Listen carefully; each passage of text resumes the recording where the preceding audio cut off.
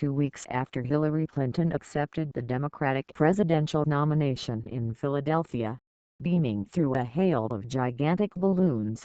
Her campaign's Latinos con Hillary program began in 5 cities in Virginia.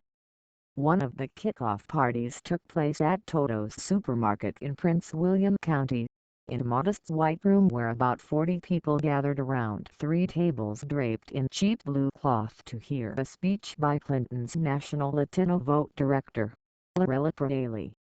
When she was 2, Presley, now 28, lost one of her legs in a car accident, but with her crutches, she commanded the room more adroitly than any of the speakers who preceded her, moving among the tables as she rallied her troops. Though the party was advertised on Facebook, most of the men and women in attendance were seasoned Democratic politicians, staff members and volunteers.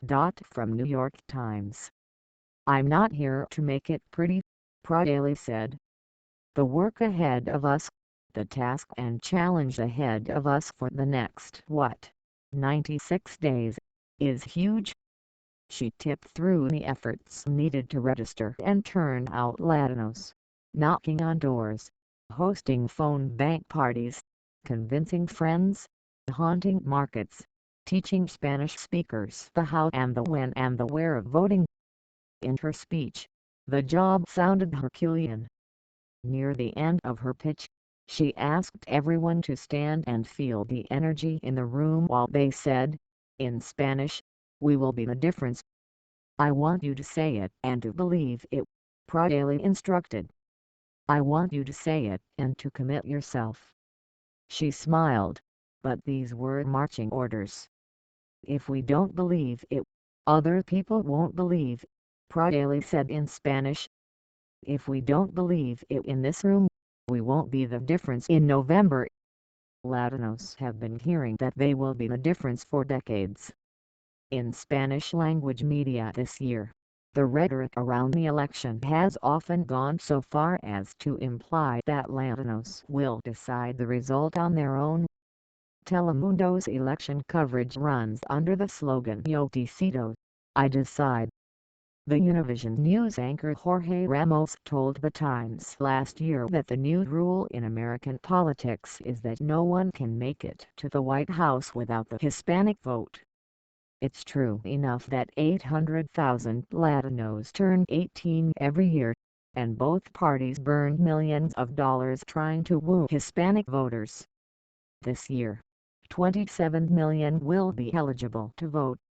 But the idea of a fearsome Latino political power remains more myth than reality."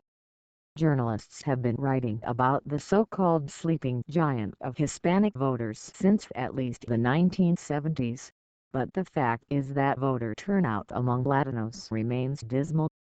It can run almost 20 percentage points lower than that of African Americans and non-Hispanic whites.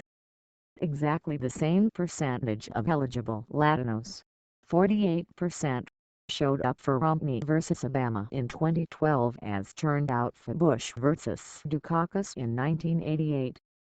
While the raw number of Latino ballots cast has tripled since 1998, so has the number of Latino citizens who don't vote.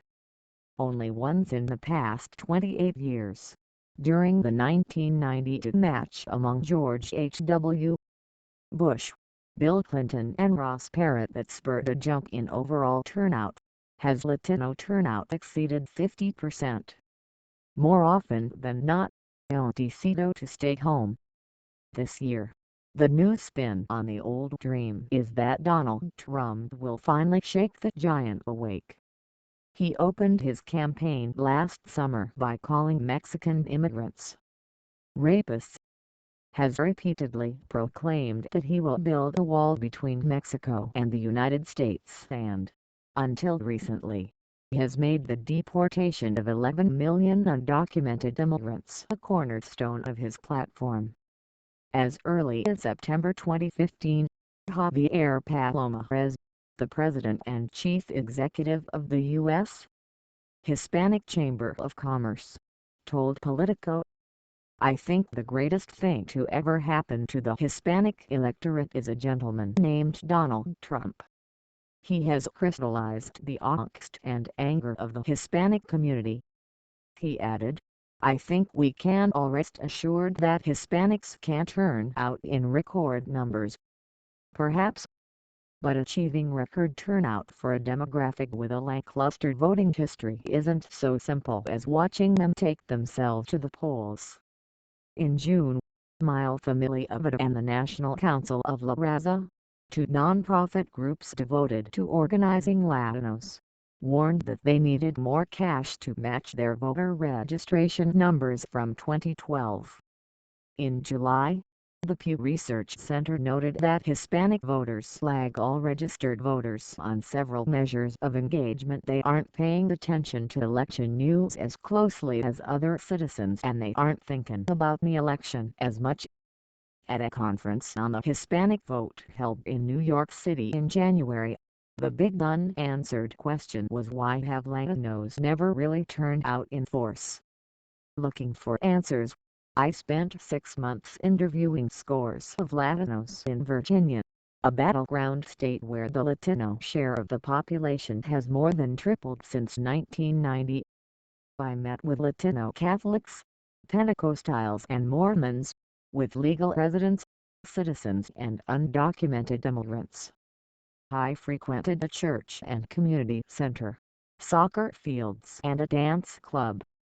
I lurked around Republican and Democratic events and a skateboard park. I interviewed custodians and construction workers, lawyers and real estate agents, restaurant owners and community organizers, college students and political staffers. In all, I spoke with more than 100 Virginians of various ethnic backgrounds. For all the energy that activists, especially on the Democratic side, have put into turning out the Latino vote, I met strikingly few Latinos outside the upper middle class who talked about voting as if it were something they did regularly. The exceptions tended to be people like Lucia Rodriguez, 61, who cleans houses and has voted regularly for more than a decade, even in 2008 after she and her husband, a custodian, saw all their savings vanish in the mortgage crisis. 4 years afterward, they scrambled to keep their family afloat, working every available hour. Yet she kept on voting. Why? "It's a civic duty," she said. Rodriguez explained that in Bolivia, where she had been an accountant, she learned the habit of voting because non-voters could be penalized with fines. In her Mormon church in the United States, she was surrounded by friends who voted. To pass her citizenship test, she had to study American government and learn English. Her voting behavior entailed years of effort and experience. Through all my conversations, I began to fear that the real roots of political engagement, which lie not in quadrennial outreach programs but around dinner tables and in churches and classrooms, are far more absent from Latino life in America than most people understand.